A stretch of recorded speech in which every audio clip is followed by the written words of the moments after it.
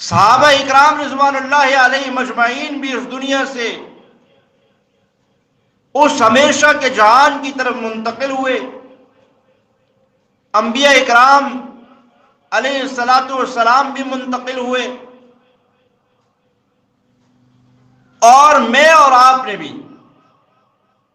اس دھوکے کی زندگی سے، اس غفلت کی زندگی سے نکل کر ایک دن اپنے رب کے ہاں چلے جانا ہے. کسی انسان کو اس بات سے کوئی اختلاف نہیں ہے، اور کوئی انسان اس بات کو جھٹلا نہیں سکتا، کوئی انسان اس حقیقت کا انکار نہیں کر سکتا کہ اس لیے اللہ رب العالمین نے یہ ضابطہ، یہ قانون اس طرح سے متعین کیا ہے کہ اگر کائنات جس کے لیے بنائی ہے، کائنات جس کے لیے سجائی ہے،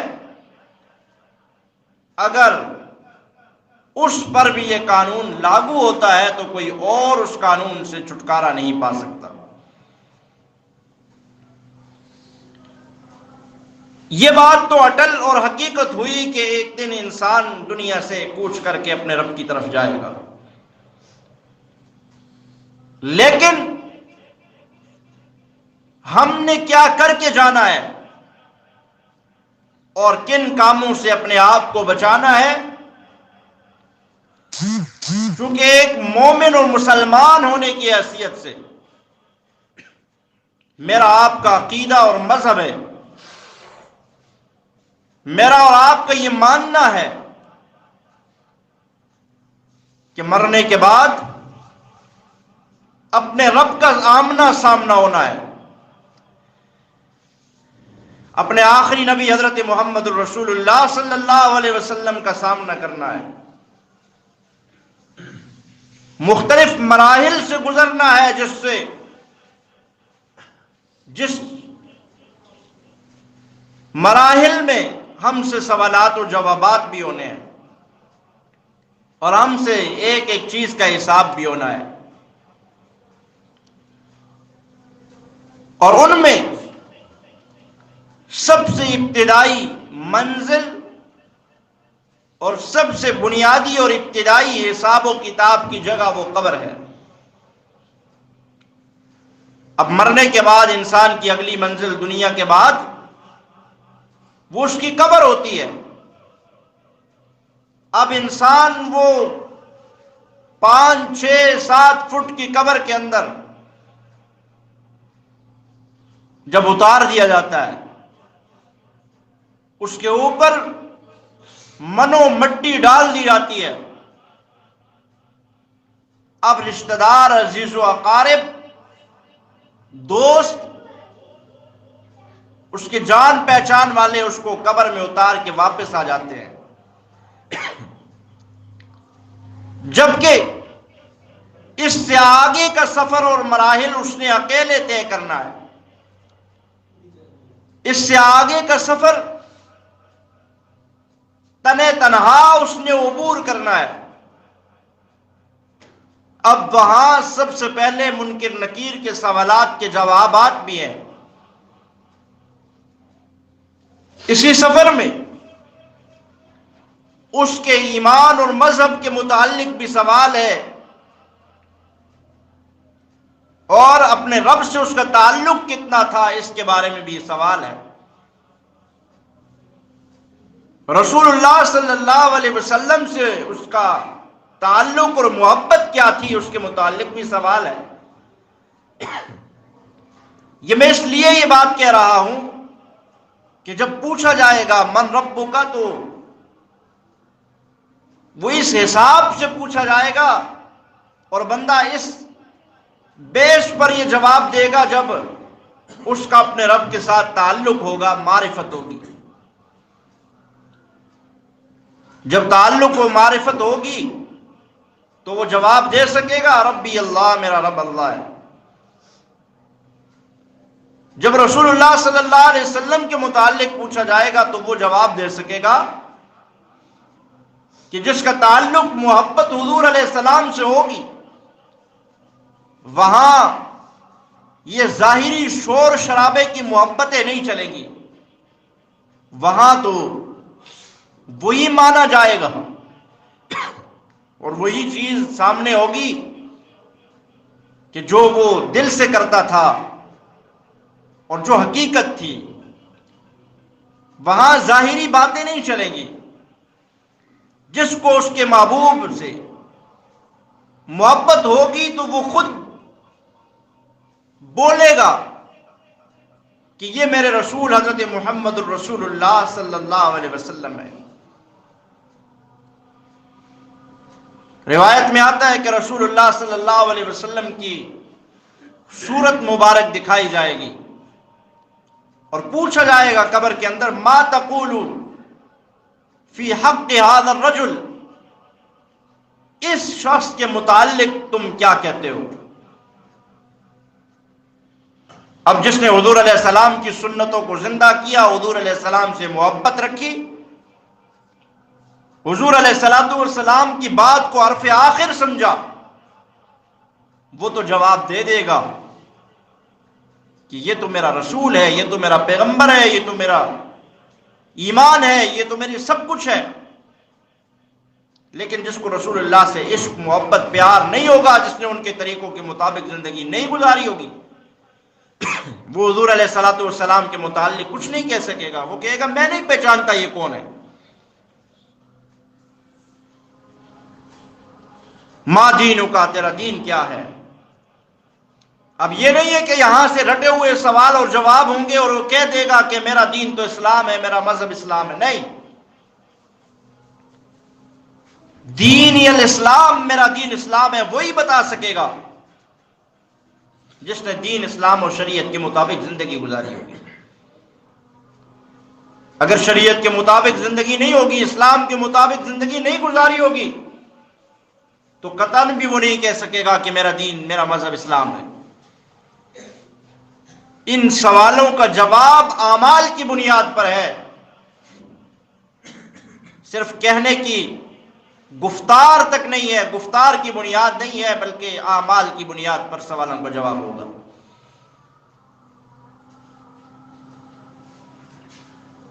تو قبر کے مراحل اتنے سخت مراحل ہیں کہ حضرت سیدنا عثمان ابن عفان رضی اللہ تعالی عنہ، اللہ کے محبوب صلی اللہ علیہ وسلم کے دوہرے داماد، حضور علیہ السلام کے بہت ہی پیارے صحابی، جنہوں نے اپنی دولت اسلام کے لیے بہا دی تھی۔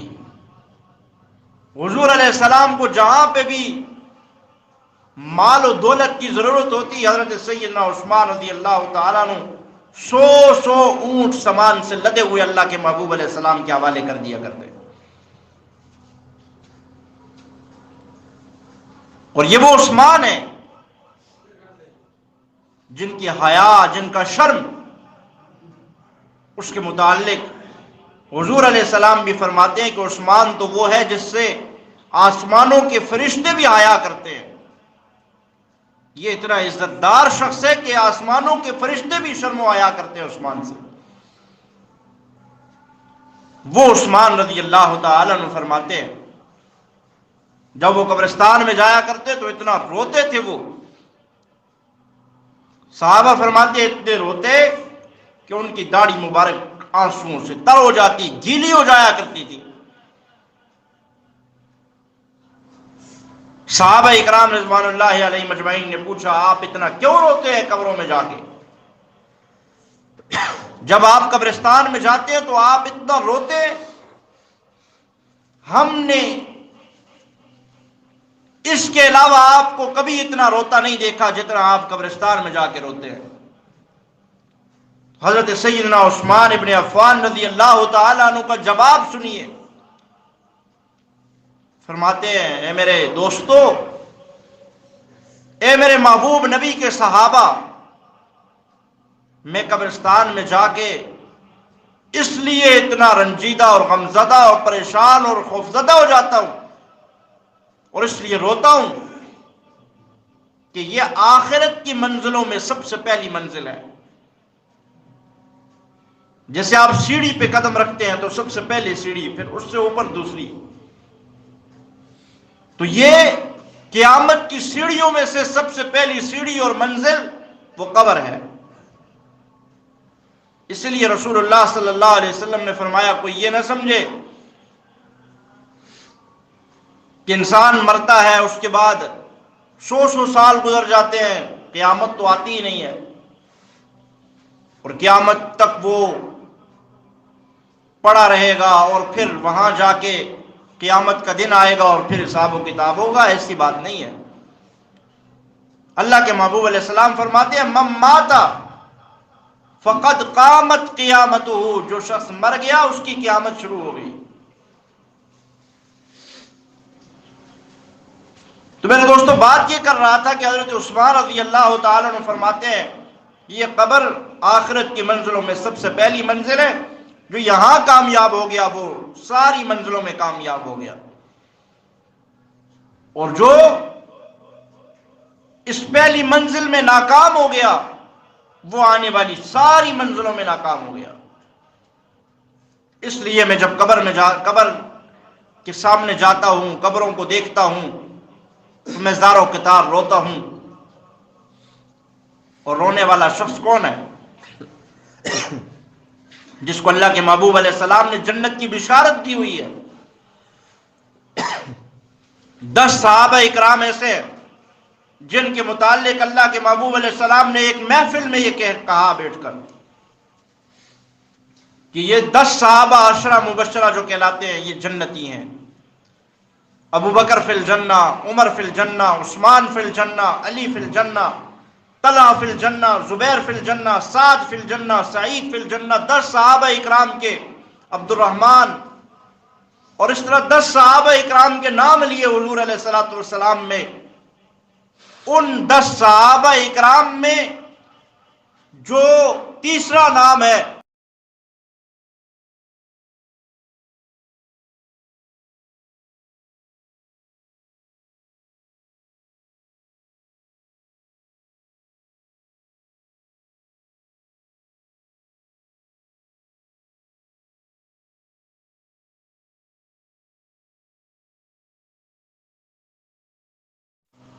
اور جن کو قرآن یہ کہتا ہو رضی اللہ عنہم ورضوا عنہ، جن کے متعلق اللہ کا قرآن کہتا ہو اولئک هم المفلحون، جن کے متعلق اللہ کا قرآن اولئک هم الراشدون فائزون کے القابات دیتا ہو کہ یہ لوگ کامیاب بھی ہیں، یہ لوگ جنتی بھی ہیں، یہ لوگ متقی بھی ہیں، یہ لوگ مومن بھی ہیں۔ وَكُلًّا وَعَدَ اللَّهُ الْحُسْنَى، اللہ فرماتے ہیں میں نے ان سے جنت کا وعدہ بھی کر لیا ہے، لیکن اس کے باوجود آپ ان کا رونا دیکھیں، غم دیکھیں، پریشانی دیکھیں کہ قبر کو جب دیکھتے ہیں تو زاروں کتار رونا شروع کر دیتے ہیں۔ ان کو کیا خوف تھا، کیا ڈر تھا؟ صرف اور صرف یہی تھا کہ اس منزل سے ہو کے جانا ہے، ورنہ یہ تو ان کو پتا تھا کہ اللہ کے محبوب نے کہہ دیا ہے ہم کامیاب ہیں۔ جب اللہ کے محبوب علیہ الصلوۃ والسلام کی تربیت میں رہ کر ہم نے حضور علیہ الصلوۃ والسلام کے دستے شفقت کے نیچے رہ کر ہم نے اپنی زندگی گزاری ہے، اور حضور علیہ الصلوۃ والسلام کے طریقوں کے مطابق ہم نے زندگی گزاری ہے، تو وہاں ہمارے لیے سارے معاملات درست ہیں، لیکن اس کے باوجود بھی قبر کو دیکھ کے زار و کتار روتے تھے کہ یہ پہلی منزل ہے۔ تو میرے دوستو، بہت سخت مقام ہے، وہ قیامت کا میدان تو ہے ہی ہے، وہ تو ہم نے دیکھا نہیں ہے۔ قرآن اور حدیث تو ہمیں واضح بتاتے ہیں، لیکن اپنی آنکھوں سے یوں سامنے نہیں دیکھا، لیکن قبر کو تو ہم روزانہ اپنی آنکھوں سے سامنے دیکھتے ہیں۔ فرمایا آخری 2 باتیں کہہ کے بات کو ختم کرتے ہیں۔ فرمایا ایک، قبر میں جانے والا نیک ہوتا ہے، یا وہ برا ہوتا ہے۔ اللہ کے احکامات، حضور علیہ السلام کے طریقوں پہ زندگی گزارنے والا، قبر اس کے لیے انتہائی نظر کھلی ہو جاتی ہے، کشادہ کر دی جاتی ہے، اور بستر بچھا دیے جاتے ہیں، ریشم کے بستر جنت سے لا کے اس کے لیے بچھا دیے جاتے ہیں، اور جنت کی کھڑکیاں اس کی قبر میں کھول دی جاتی ہیں، اور کہا جاتا ہے کہ یہ جنت کے مزے اور یہ وہاں کی خوشبوئیں اور وہاں کے ساری نعمتیں یہاں سے دیکھتا جا۔ وہ دیکھتے ہی دیکھتے اس کو پتہ ہی نہیں چلتا کہ قیامت کا دن آ جاتا ہے۔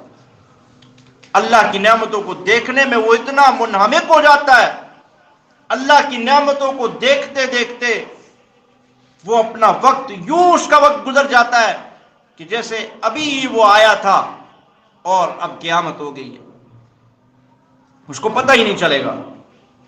لیکن جو اللہ کے محبوب علیہ السلام کے طریقوں کو پاؤں کے نیچے روند کر اللہ کے حکموں کو چھوڑ کر زندگی گزارتا ہے، فرمایا قبر اس کے لیے اتنی سخت ہو جاتی ہے، اتنی تنگ ہو جاتی ہے کہ پسلیاں ایک دوسرے میں گھس جاتی ہیں، اور قبر کہتی ہے تیرا آنا نامبارک ہو، بہت برا کیا جو تو میرے اندر آیا۔ حضور علیہ الصلوۃ والسلام کے پاک ارشاد کہ یہ الفاظ ہیں، حدیث پاک میں آتا ہے، حضور علیہ السلام نے فرمایا، کہتی ہے قبر تیرا آنا نامبارک ہو، بہت برا کیا تو میرے اندر آیا، آج آیا ہے نا تو میرا سلوک دیکھ لے۔ پھر فرمایا قبر اتنی تنگ ہوتی ہے کہ پسلیاں ایک دوسرے میں گھس جاتی ہیں۔ یوں ہاتھ حضور علیہ السلام نے اپنے دوسرے ہاتھ میں ڈال کے بتایا کہ قبر اتنی تنگ ہوتی ہے کہ پسلیاں یوں ایک دوسرے میں گھستی ہیں۔ لیکن پھر صرف ڈرایا ہی نہیں، حضور علیہ السلام کو اللہ نے بشیر و نذیرا، بشیر خوشخبری دینے والا، بشارتیں دینے والا، اور نذیر ڈرانے والا۔ حضور علیہ السلام کو بشیر بھی بنایا اور نذیر بھی بنایا کہ آپ لوگوں کو خوشخبریاں سنائیں، بشارتیں سنائیں کہ جب نیک اعمال کرو گے، اللہ کے حکم رسول اللہ کے طریقوں کے مطابق چلو گے تو قبر انتہائی نظر کشادہ ہو جائے گی، جہاں تک تمہاری نظر پہنچتی ہے قبر کھول دی جائے گی، کشادہ کر دی جائے گی،